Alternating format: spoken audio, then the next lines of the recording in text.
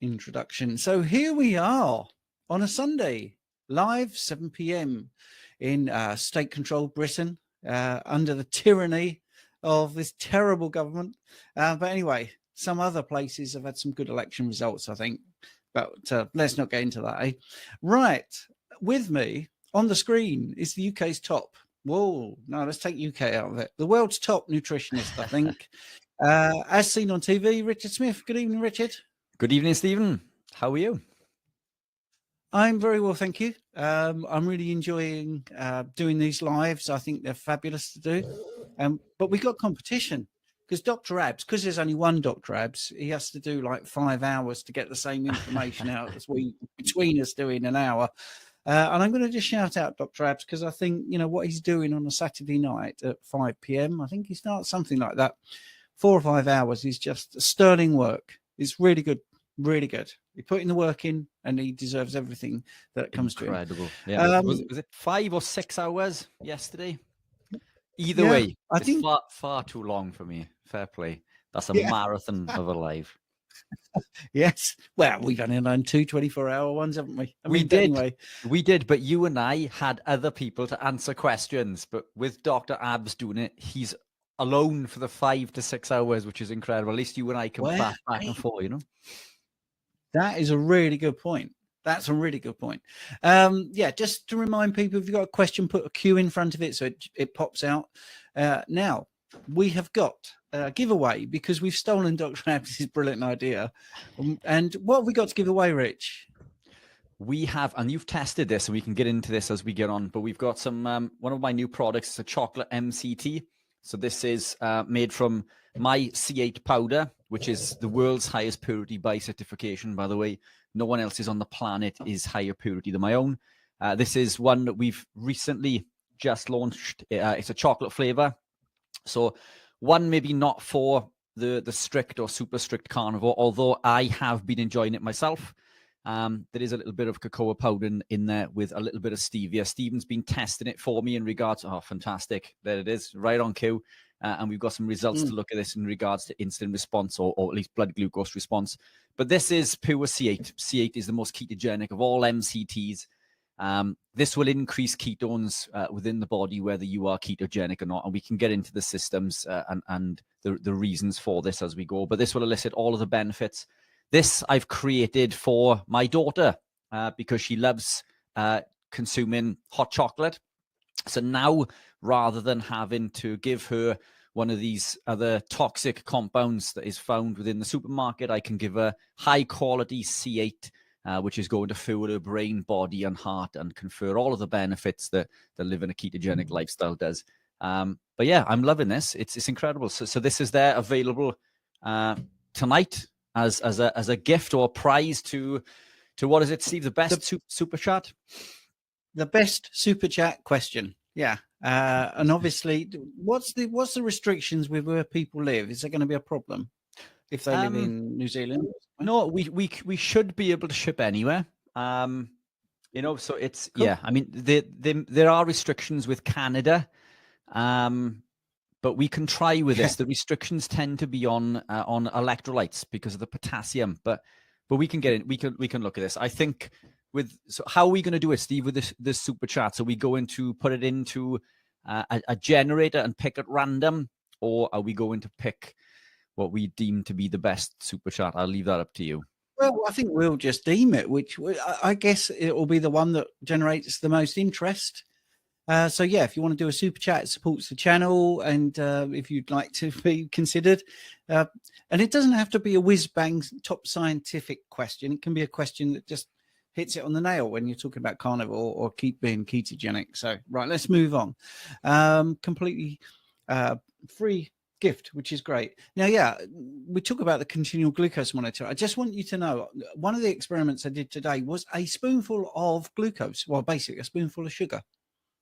And shall I tell you, it didn't really do anything. Just 1 teaspoon of sugar, which I think means I'm very insulin sensitive. What does actually cause me a problem, I'll show some graphics later because we've got some questions, but you might be interested. Over the last 10 days, the worst things were fruit, especially a banana, which I did live, honey, which I did in some porridge oats, and oats on their own were atrocious. Oats with the banana, 5 slices, little thin slices, and honey was horrendous, was absolutely horrendous. And I am going to do a video with all the graphics. Now, what didn't put my blood glucose up was every single carnivore meal I had. But then I experimented with some of the things that are very popular. I had a steak burger. So basically a steak which had been ground up and put into a burger shape. And I had it with a bun. But I didn't have the top. I had the bottom of the bun. That was really bad. But a big thing people are saying, well, sourdough's fantastic. It's really good. Well, I had sourdough toast, 1 slice of sourdough toast with 3 poached eggs. Horrendous. If I had 3 poached eggs with bacon, no problem. But with sourdough toast, put me through the roof. Absolutely through the roof. So what you're being told, you can test yourself. And this isn't a plug. I mean, I'm using this Lingo thing in the UK, which only works on the Apple phone at the moment. It's a small company. I do have a discount code for it. But if you get it, you could do 2 weeks of what I'm doing. Experiment with all the foods that you're told are good, all the ones that are bad. A little pot of yogurt, actually, from a farm shop. Through the roof. But Greek yogurt with blueberries, perfectly fine. You know, absolutely fine. So you can find these things out for yourself. And definitely, I was disappointed with the sourdough because some influencers that I actually rate in this space were saying, oh, it's not such a bad treat. Oh, boy, it's bread. Yeah, and I want to show you one other thing that I did. After I did the burger with the bun, I let my blood glucose absolutely get back to normal. We had a little washout period. And then I had 10 French fried potatoes through the roof.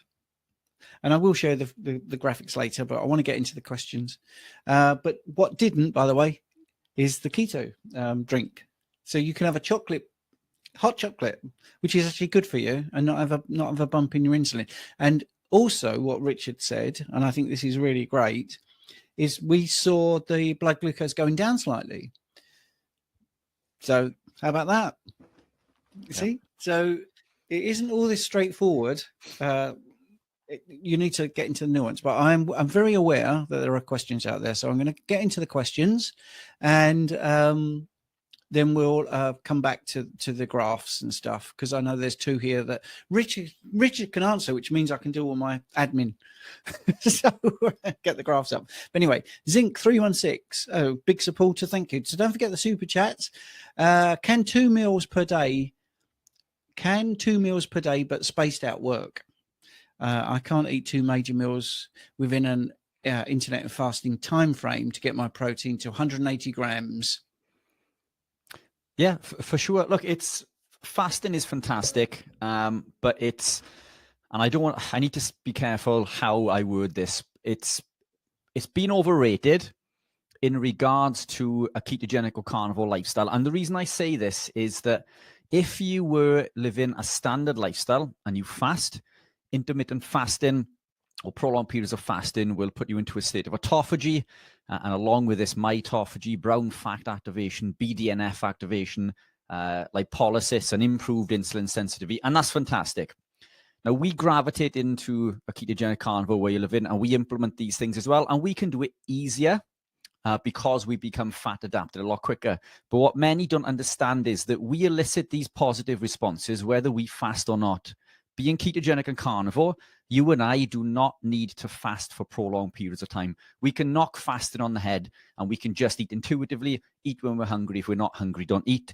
Now, the biggest problem, or one of the biggest stumbling blocks that I've noticed recently, especially with women, but men also, is that they will fast for prolonged periods of time, and this will lead to hair loss, and fatigue, stomach problems, skin issues, and other factors.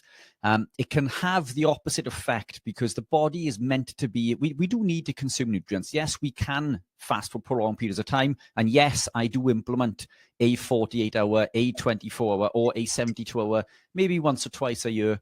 But I don't actively fast each and every day. So we don't need to be chasing that fasted state, all of the benefits of autophagy, mitophagy, brown fat activation, BDNF activation, lipolysis, and increased insulin sensitivity can be achieved just by living a ketogenic or carnivore lifestyle.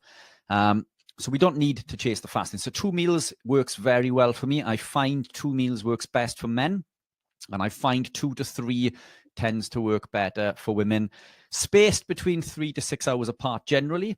You can fit it into a smaller window, but I have found that people who do this for prolonged periods of time do suffer with some form of it could be hair loss, for example, or other issues. Other people thrive doing it this way. So this is just food for thought, no pun intended.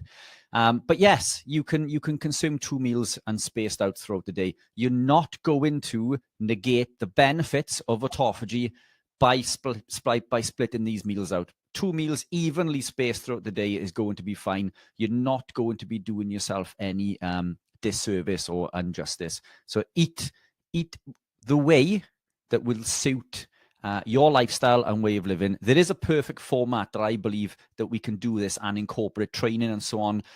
But in an average world with a typical person, these things are not always possible. So as long as we're living the lifestyle and we're producing ketones naturally, then you don't need to chase these fasted states. Excellent. Now, the first super chat question, $5. Thank you, James. Does fasted cardio prep the body to burn increased food intake? Does fasted cardio prep the body to burn increased? So does it? I'm trying to understand the question there now. So does fasted cardio is going to increase fat burning because we have nothing else left in the system. So when I train fasted. I find that I produce energy a lot quicker. There's nothing else to slow me down. In fact, if I consume a meal before I train, then I don't train as well. So fasted cardio first thing in the morning, ideally, is fantastic. Is that going to prep the body for increased food intake? I'm guessing the question there is, does that mean that maybe you can eat more food throughout the day? It's going to allow you to burn more body fat in that moment because you do not have any dietary fat ready for fat burning, should we say. So we are going to burn body fat in a fasted state first thing in the morning. So I guess in one aspect, I mean, it is going to allow you to consume more food because it's going to increase metabolic rate. And also, especially if you are weight training is probably better for this, in fact, because weight training after the session is done, the body will continue to require nutrients for a prolonged period of time, far longer than a cardio state. I'd say this is probably better with weight training and maybe less affected with cardio. But yeah, I mean, I should imagine if you're doing this and then consuming food, then you're going to be upregulating all of these enzyme pathways and systems within the body to allow you to be able to deal with an increased food intake a little bit better, shall we say. But I wouldn't say that is a green light to go and consume excessive amounts either. You know, there is an optimal to this. And even being ketogenic and carnivore, you know, we can gain weight. You know, it is difficult. And there are exceptions to the rule, but you'll find it difficult gaining, you know, just meat, for example, and gaining weight beyond a certain point if you are metabolically healthy. It's a lot easier to gain weight if you're not metabolically healthy and if you haven't recovered. And there are caveats to this, but we'd probably be here for 45 minutes to an hour just going into the, you know, the reasons as to why and the circumstances in which. But yes, I guess is the answer to the question. Steve, I don't know if you've got anything to add. I mean, to what percentage, I'm unsure. Again, everyone's going to be different, you know, in regards to this, but fasted cardio for sure. It's you know, I couldn't train any other way. Yeah, well, I would like to just go a little bit off piste here with that question and say, what about fasted high intensity interval training or fasted resistance training? Because I do believe that you will get more bang for your buck with resistance training personally. But if you're cardio, what are you doing? Richard doesn't want to be a bodybuilder anymore. He wants to do running and endurance. So he trains differently. Really. No, I know that. I am very aware of that. But the thing is, you're proving. I mean, look, those medals there are for middle distance running, so I'm not anti that. But I much prefer resistance training, and I do think in the long run, no pun intended, resistance training is better for you because endurance is very, very stressful. By the way, just for people that want to know, I'm at about 86 or 4.8 millimoles per liter at the moment, which is about 86 milligrams per deciliter if you're American. 4.8, and I've got the hot chocolate here, which I've been sipping. It's nearly gone now, and I'll be interested to see if my blood glucose goes down or up. I think it might go down, which is interesting, isn't it? Because Richard and I, Richard doesn't know this yet, but I'm prepping him to do a case study with me, with one of my clients who is brilliant with keeping data. And we're going to talk about 3 or 4 different things that allegedly bring your blood glucose down. So we're going to look at things like berberine and apple cider vinegar and a couple of other things. And hopefully this client will continue to do the great data that he's doing for us. But anyway, so that's why I asked Richard just before we started on the WhatsApp. Right, let's do the next question. This is so up your street. Here we go. From Gemma Ryan, who is a big supporter. Thanks, Gemma. I got my first High Rocks competition on the 29th of November. Raspberry bomb, a good idea before the race? Never consume anything with caffeine, so wondered if this might be more detrimental than good. Okay, Gemma, are you competing in, obviously you can't answer this directly, but chuck it into the comments. Are you competing in London on the 29th? If so, I will be there. I'm not competing, but I'll be there supporting. So a fantastic opportunity to see you there. But look, it's a raspberry bomb. I use raspberry bombs before every race or before every competition that I do.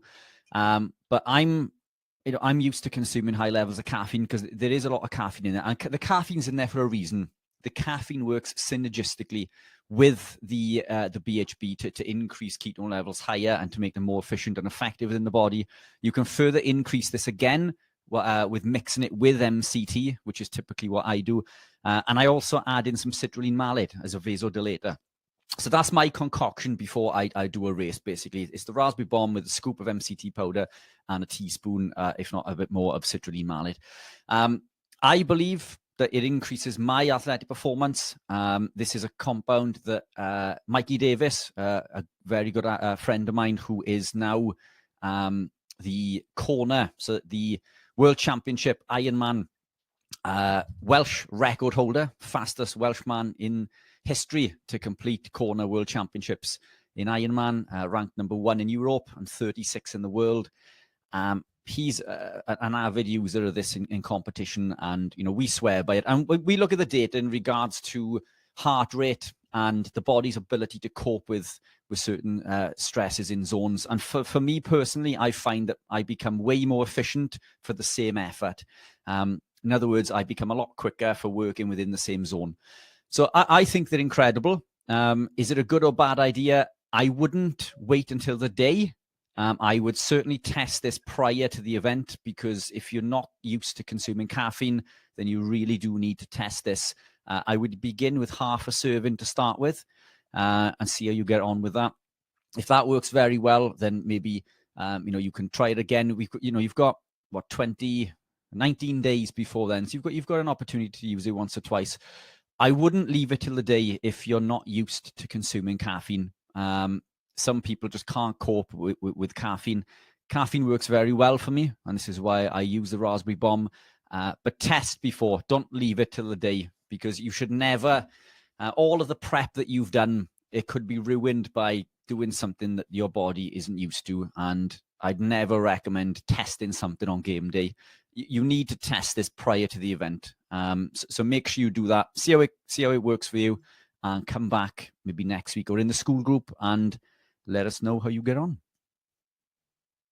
Yeah, that's a brilliant answer. And the High Rocks thing, I never did. I mean, I did lots of things like that. I actually did a pentathlon when I was at school and got a gold star from the AAA, I think it was. I can't remember actually. But yeah, it sounds pretty exciting. So you're doing that on the 29th of November as a spectator. You're going to be there. So that's cool. Yeah, I'm going to be pulling my teeth out, because I think that High Rocks is potentially the perfect sport for me, coming from a bodybuilding background, retaining much of my strength, and now being fairly good at running. I think it's a good combo, but we'll see. I still have things to achieve within the running space. And in fact, I've set myself a goal for April next year. I always said I wouldn't, but I've signed up for Manchester Marathon. I've never run super long distance.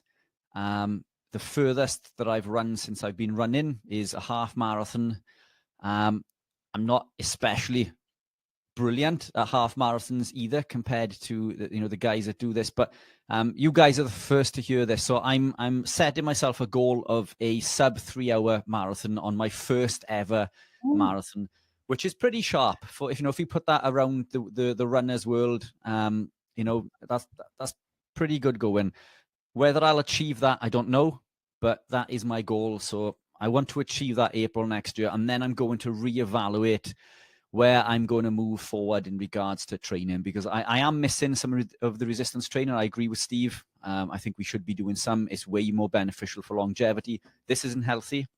Somewhere in between is healthy, and I think High Rocks may be the perfect blend of that. But who knows? Maybe when I get to that, I'll have another running goal.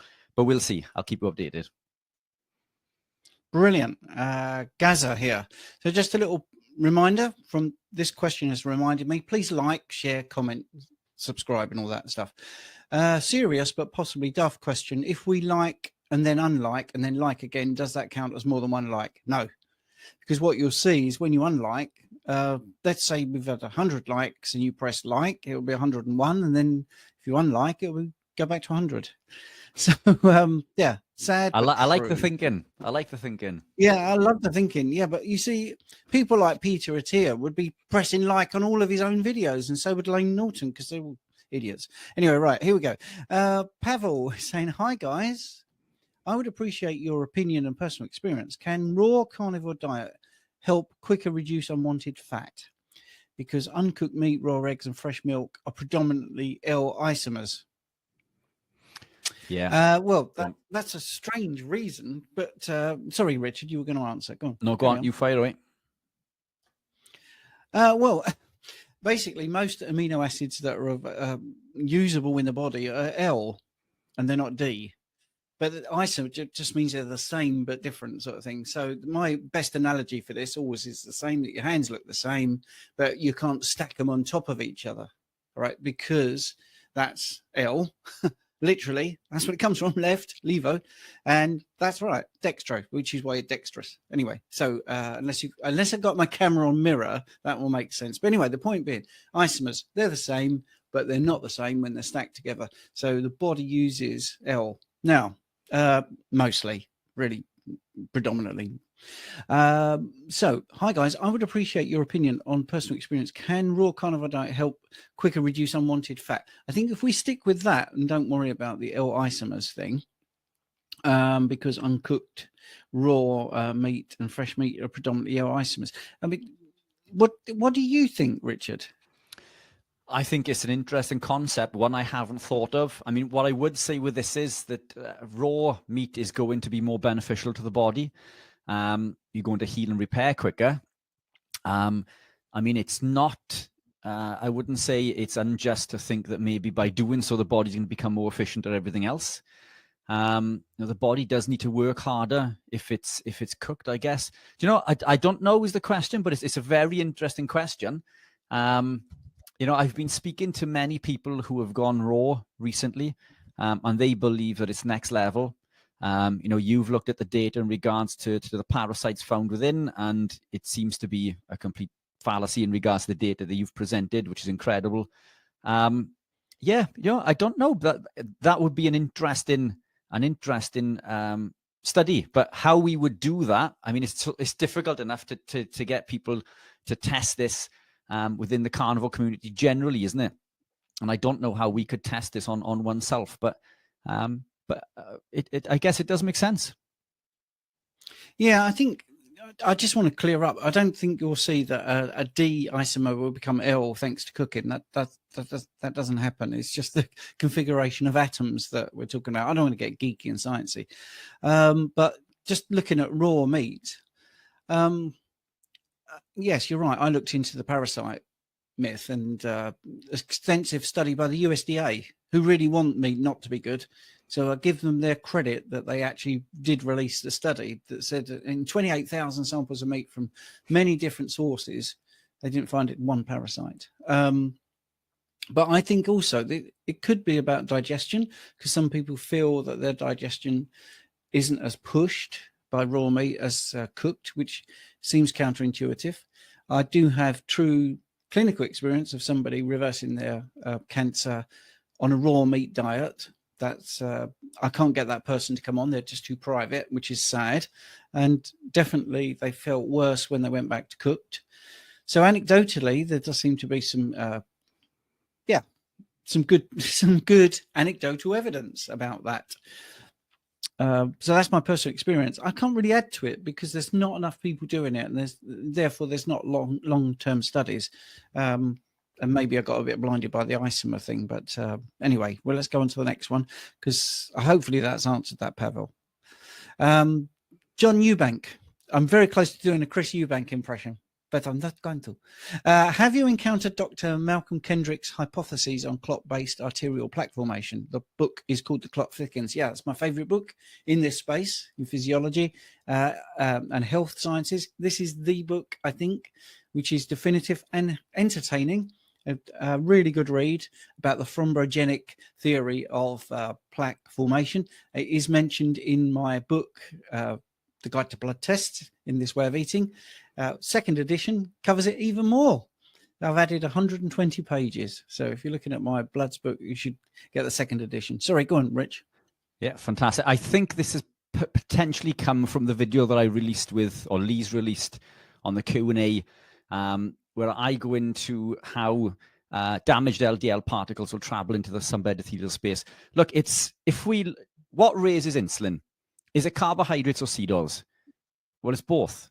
So it's just because we have one effect of an atherosclerotic plaque doesn't mean that others don't exist. Yes, I believe that this is true, but also when we consume carbohydrates, particularly from grains and seed oils, we damage the glycocalyx, we expose the subendothelial space, and we know that LDL particles will travel into the subendothelial space to heal and repair. In a normal state, this is done, no problem. But when the LDL particles can no longer access the liver because the ApoB100 receptor is damaged, they continue to circulate, trying to carry out the job that they were intended to do. They travel into the subendothelial space. They are consumed by the macrophages, because the macrophages have a scavenger receptor which recognize this damaged particle. And we know this happens. They're crammed in, and this will build in size. Now, the question over this is whether this goes on to an atherosclerotic plaque to the degree that we think. And the reason I say this is when we look at cholesterol at an atherosclerotic site, what we see, we don't actually see cholesterol. We see the void where cholesterol once was. So we don't actually know if it's human cholesterol or whether they're plant sterols. All we see is the void that's there. And the theory, from what I can remember, is that the macrophages will hold tightly on to human cholesterol, but they'll spit out plant sterols. So it's more than likely that this arterial plaque has come from plant sterols over human cholesterol, which we know is a contributor, because we know that the increased consumption of seed oils or phytosterols will lead to increased risk of cardiovascular disease, and we can prove this via a condition called cytosterolemia, which is a genetically inherited condition where the body can't release or remove as many of these plant toxins as it should, because it is a toxin, and then they build up. And I think it's a limit of 2%. Once it goes beyond this, it massively contributes to atherosclerotic plaques, heart disease, and so on and so forth. So yes, it's what you're saying there is 100% accurate, but the macrophages in the subendothelial space still ingest these damaged LDL particles, and it does grow into a foam cell. But whether this contributes to heart disease, or is it just one thing, or both? I mean, again, that's open for interpretation, but we know that this occurs in the subendothelial space. The key to this is, one, just don't consume excessive amounts of carbohydrates, don't consume excessive amounts of seed oils, and we won't have a problem. You know, we look sometimes for, and I'll give you an example. I recently had Professor Seafried on, and we went into cancer, what causes it, and you guys have heard Professor Seafried mention and speak in regards to cancer many, many times.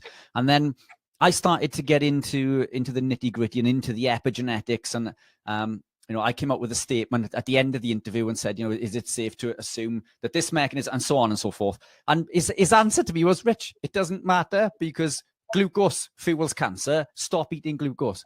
And it's the same when it comes to cardiovascular disease. We know that excessive amounts of carbohydrates and vegetable oils cause and contribute to this. Remove them and everything else will just go away. Yeah, and I think John is saying, I don't mean to argue, and that's fine. Please do argue. But damaged LDL could be just associative. I mean, that's my stance. I agree. Yeah, I agree. I don't think we know that damaged LDL causes any harm. And again, I don't think it does. I think it is more sort of there for repair. And I think you have to injure the site.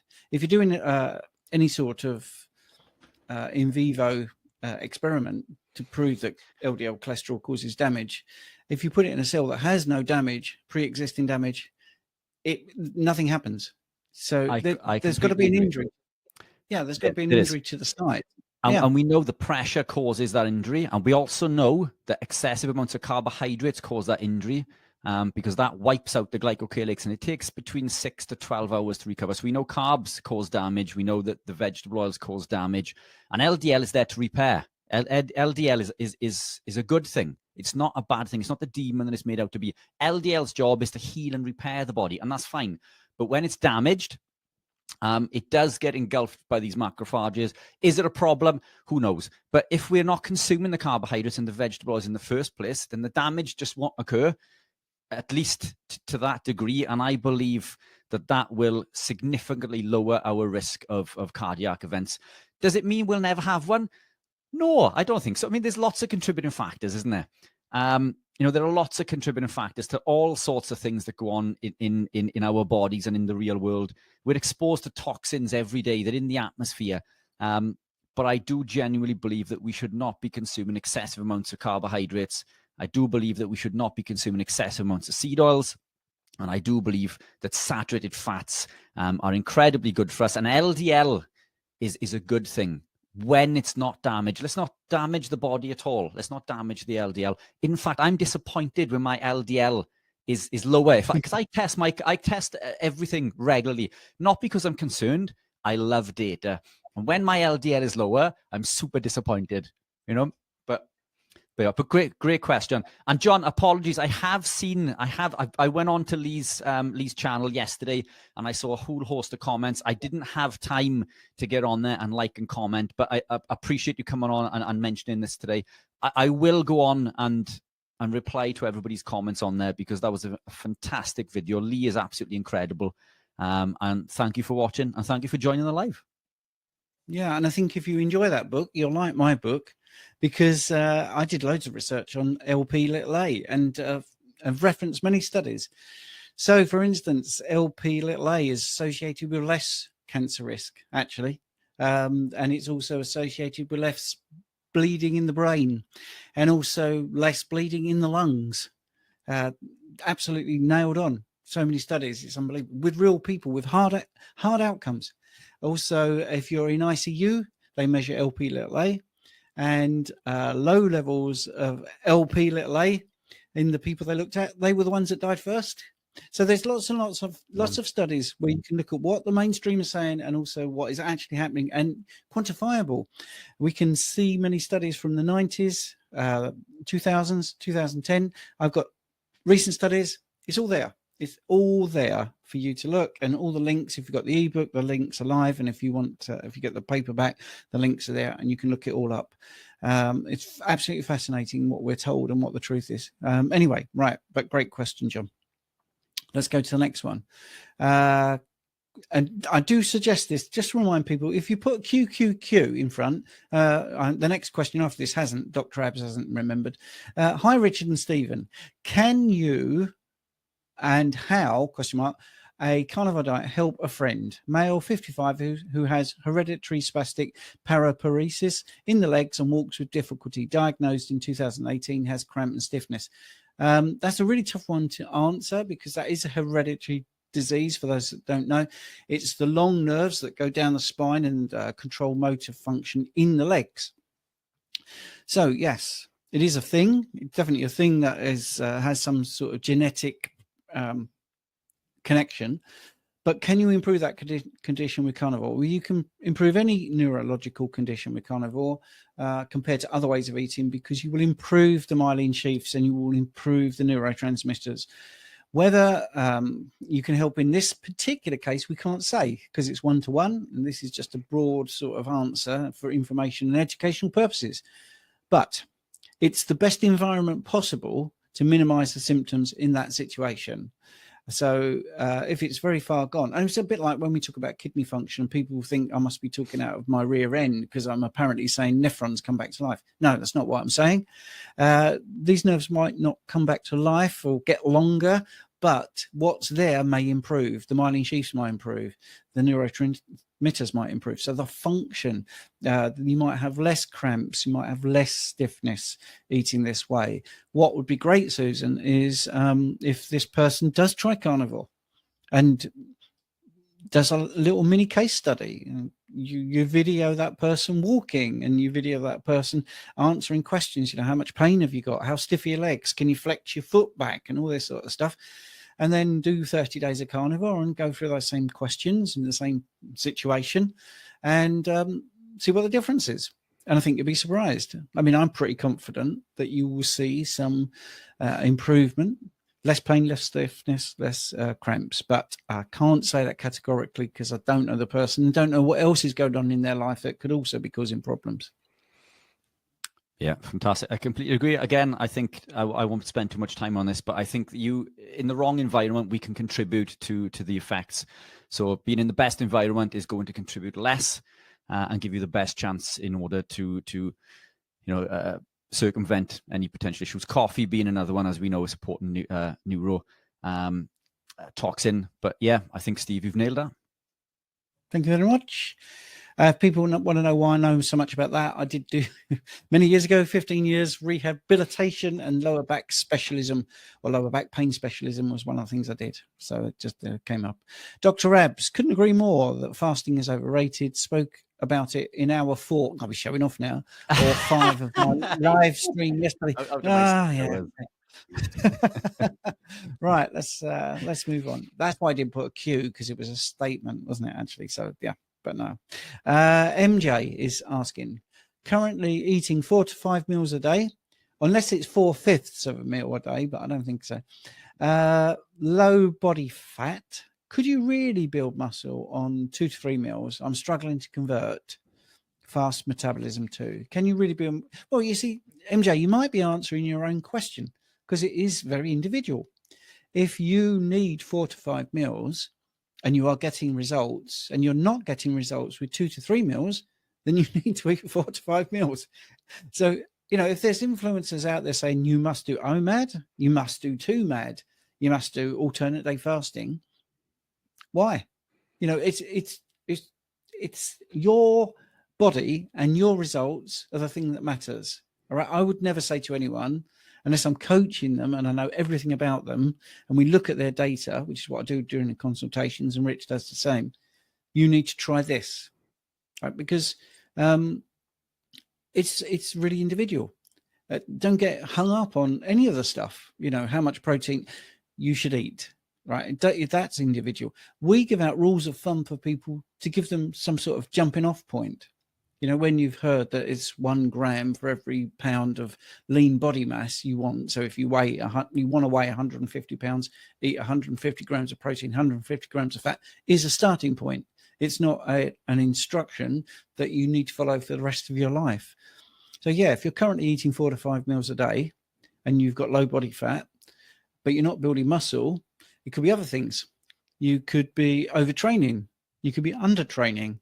Your meals could be too much fat and not enough protein. Could be the other way around, not getting enough fat. So it's a difficult one to answer. Well, what do you reckon, Richard?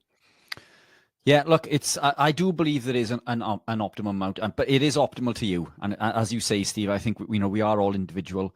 I believe in general terms, 3 is optimal for most people. And the reason I say this is that we need to look at the mTOR reset. And this usually lasts between 3.5 to 4 hours. If we play the mTOR reset, i.e. consume a meal which activates mTOR, and then it'll take 3.5 to 4 hours for this to recover, then we activate it again. This is the best balance between mTOR activation and AMPK, which are both really important. If we train in a fasted state first thing in the morning, that's 1 mTOR activation. If we consume a meal that will elicit that mTOR reaction 3.5 to 4 hours after, again and again, then we can elicit 4 mTOR reactions. We can comfortably consume enough protein within 3 meals. Towards the end of my career competing, I was probably consuming just 2 large meals, but it was 2 nonetheless. So if you are consuming 3, just make sure you activate mTOR. To do this, we need around between 1.5 and 3 grams of leucine. 3 is more optimal. For example, that would be 6 eggs, or typically 30, 40 grams of beef. But in regards to, and that's protein, sorry, 30 to 40 grams of protein from beef, not weighed amount. And in some, it may even be as much as 50, depending on the leucine content. But if you consume 3 meals each day and you can activate mTOR, and consuming at least 1 gram of protein per pound of body weight, and it is different for different people, obviously, but we maximize this benefit of mTOR recovery and muscle building. We do not need carb, and you do not need to eat 4 to 5 a day. But I agree, completely with Steve. I think it is very much an individual thing. But in my experience, that tends to be what confers most benefit. Is 3 substantial meals, shall we say, and we've got to get the confers a benefit in. Confer the benefit, yeah, the bingo card. We've got to get that out. Yeah. So MJ, I mean, I hope you got the nuance there, because Richard is saying 3 times, and that's on average what I would say for most people. 3 seems to hit the spot. And by the way, the super chat, only one person's done the super chat question. So James at the moment is the likely recipient of. I think Ribeye Rob got one in as well, has he? Oh, yes, he did a £2 one, but it wasn't a question. It was smash the like button. Can you show what the people will get? So James at the moment. Yeah, giveaway. Yeah. For the best super chat question. Right. Okay. So let's smash through each question, shall we? We've got a couple left. Yeah, let's go through it. Yeah. Well, yeah, we need some more super chat ones to get into the competition for that. But anyway, Zoe Pike, I am only 10 pounds from goal. Excellent. And just started Carnivore 4 weeks ago. Well done. Initially gained 4 pounds, which I've now lost again. Is there anything else I can do to assist weight loss? I eat 2 meals a day. Fantastic. Yeah, look, there's lots we can do, Zoe, but generally the body needs to go through a healing period. This is different with everybody. It's common for many to gain weight initially. I'd go with what Stephen and I suggest more regularly is look at maybe 0.9 grams to 1 gram per pound of ideal body weight. So if you're looking at 10 pounds less, base it on 0.9 for women generally, and 1 for men. You can go higher, but if you look at that and eat as nature intended, i.e. don't add fats to cooking, don't overconsume cheese, any dairy products. These are the biggest on a carnivore lifestyle. Consuming too many eggs, consuming too much cheese, consuming too much raw milk, for example. All of these can slow the weight loss down. But look, this isn't a race. This is a lifestyle. The body needs to heal and repair. If you give it time, you will start to see the body moving towards an area of optimal health and well-being. The body's incredibly intuitive, and it won't move beyond this. We mentioned this on I can't remember where I was speaking about this, but about resistance and support, referencing trading shares, for example. And once we test this resistance, because this is what we want to break through. Once we bounce off this a number of times, we break through, and this resistance then becomes support. So wherever you are now, your body will naturally break through this, and your body will fluctuate between an upper and lower level again for a certain period of time. You'll adjust the food you consume naturally, and again you'll break through that. But dairy is the biggest staller.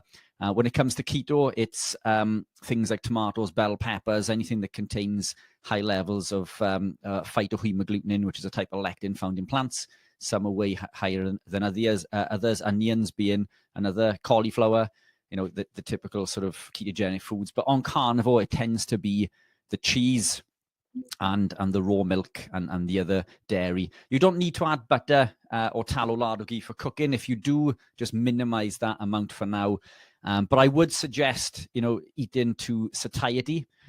We do need to listen to the body, but the body may need to go through a process of healing and repairing, and you may have leptin resistance, which is a hormone that tells us that we're full. Another one is cholecystokinin, CCK. All of these systems need to be repaired, and this is what carnivore does. It's a healing lifestyle initially, and once we get to this point where we've healed and repaired, then we can start to move on. But brilliant question.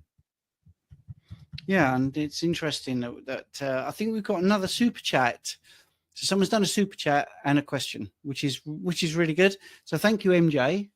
You gave us $1.99. So we've got a question here, which I think is pretty interesting, which is just a thought. When did we start testing cholesterol? Were we higher before all the fake food, like way further back in history, caveman times even? Well, yes. Well, I suppose the most famous cholesterol test started, I think it was 1913, I think 1915 could be, when a rabbit was fed.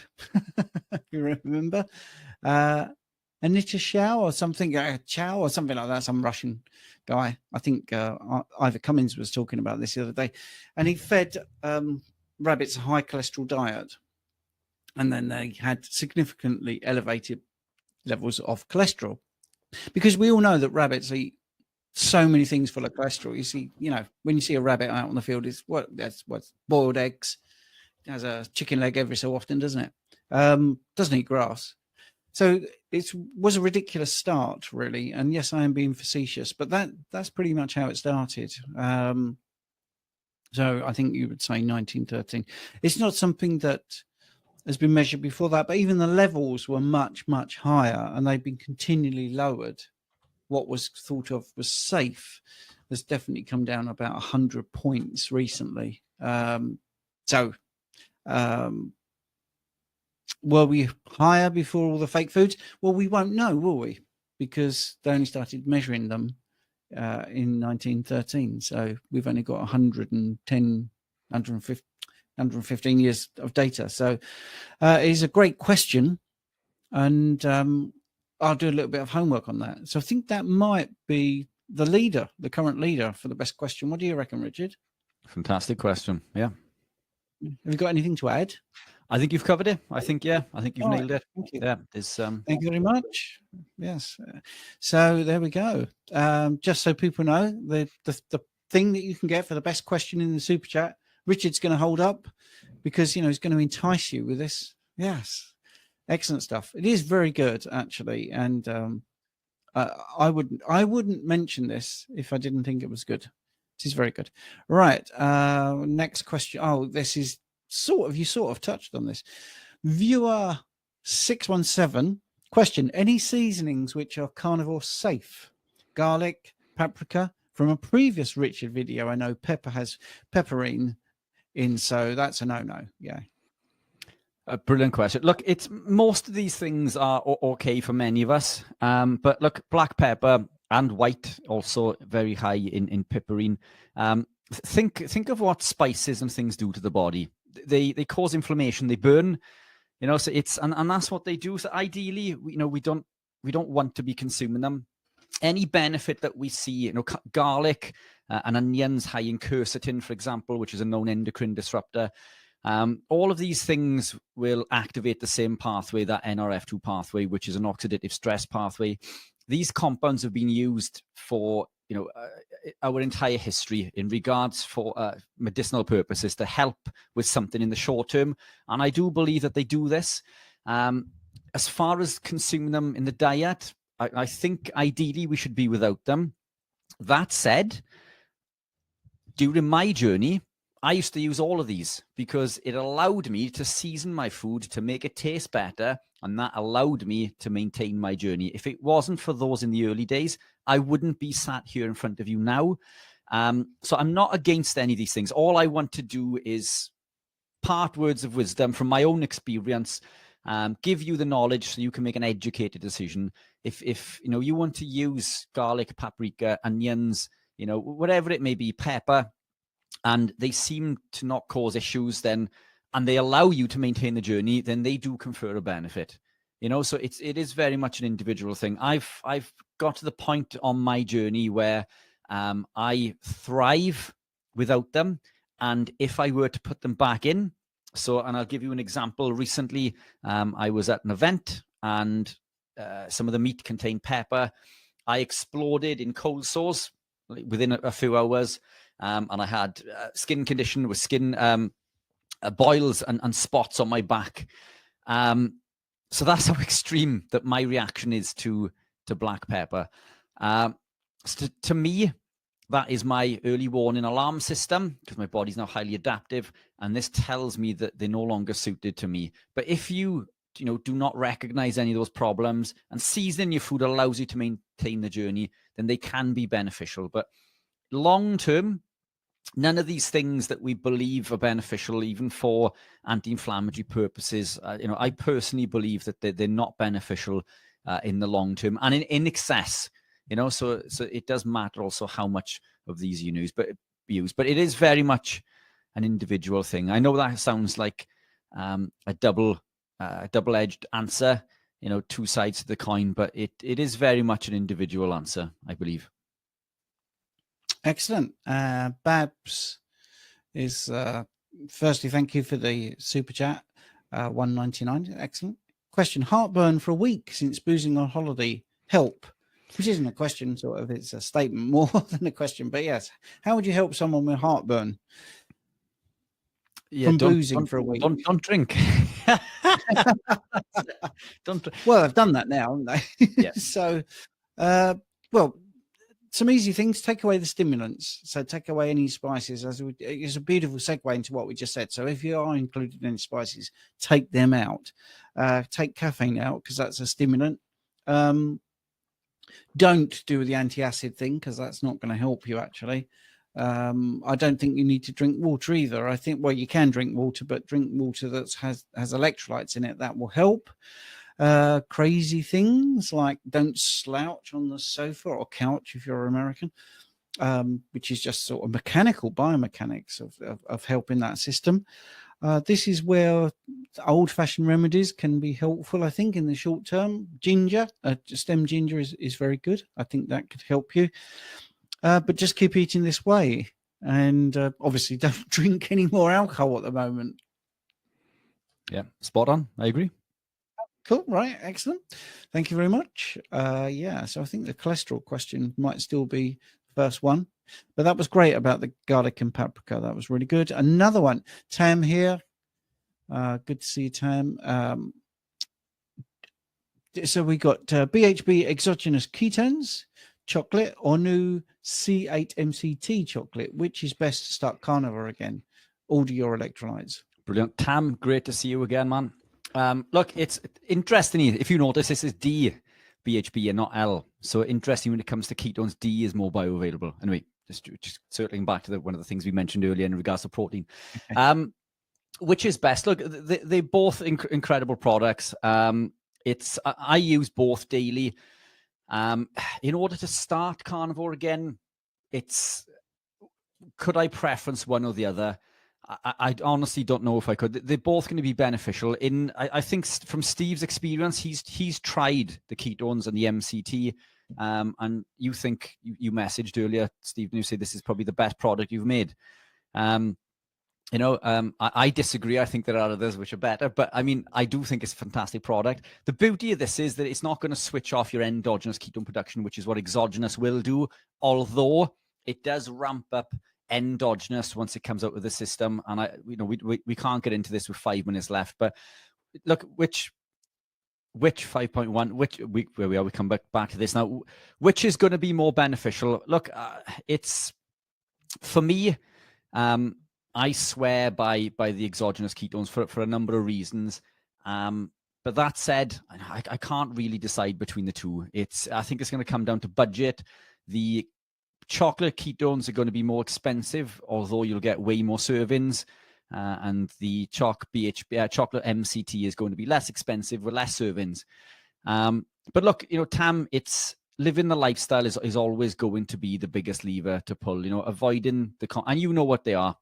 Tam's he's a very good person who has been ketogenic and carnivore for many, many times on and off. You've conferred huge benefits previously. Just avoid the compounds that are going to cause problems. Supplementation is fantastic, but avoiding the carbs, the seed oils, predominant animal proteins with natural fats, that's the key. That's the foundation.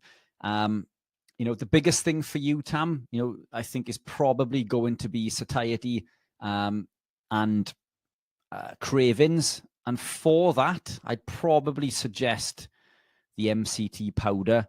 I think that's probably going to be more beneficial at combating cravings. But again, it is very much an individual answer.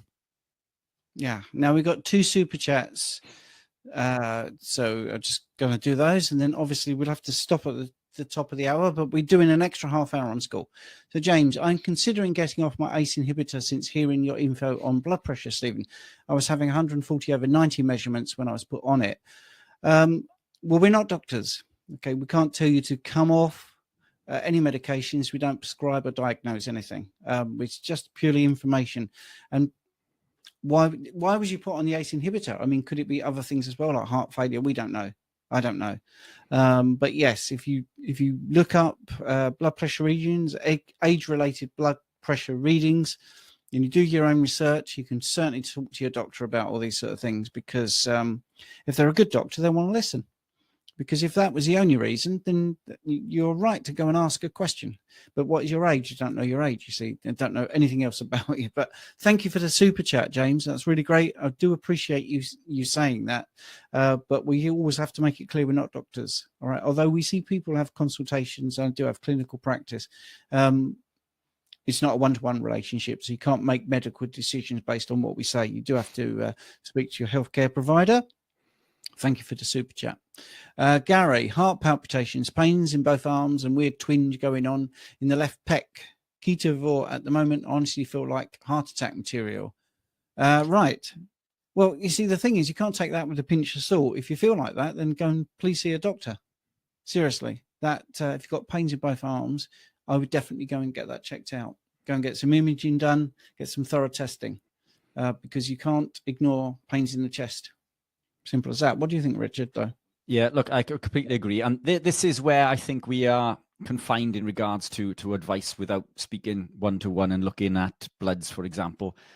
Look, there are reasons that could be a contributor to this. So, Gary, if you're salting your meals in excess, which is fantastic, by the way, we do need salt. Salt depletes potassium, and potassium calms the heart. So if you're depleting potassium, it can lead to palpitations, and obviously an incorrect electrolyte balance with sodium and potassium can lead to pains and twinges. And also it can affect calcium. And if you're consuming things like eggs and cheese, then calcium depletes magnesium. This also depletes potassium, throwing everything out of whack. So if you're consuming too many eggs, cheese, and dairy, for example, this can cause the twinges or the cramp type feelings and the twitches that do this, typically found in the legs, but it can occur anywhere. So it could be something as simple as an electrolyte imbalance, which is incredibly common during the early stages of coming into the lifestyle. But, again, can't give strict medical advice. I think we would need to speak to you on a one-to-one basis and look at bloods to get into that a little bit more. But I hope that helps. Yeah, I'm sure that helps. That's brilliant. We're going to be over on school in about a minute. MJ, the cholesterol question, I think, was the best question, unless you disagree, Richard. Yeah, I agree completely. Yes, so MJ, just email me with your address and say, I'm the guy that asked the cholesterol question. ZeroCarbCoach@gmail.com. Zero, Z-E-R-O, carb, Z-A-R-B, coach, C-O-A-C-H. People say I don't say it clear enough. I think I do. At gmail.com. Okay. Where is my blood glucose? It's at 5.1. Don't forget the brain is the most powerful consumer of energy.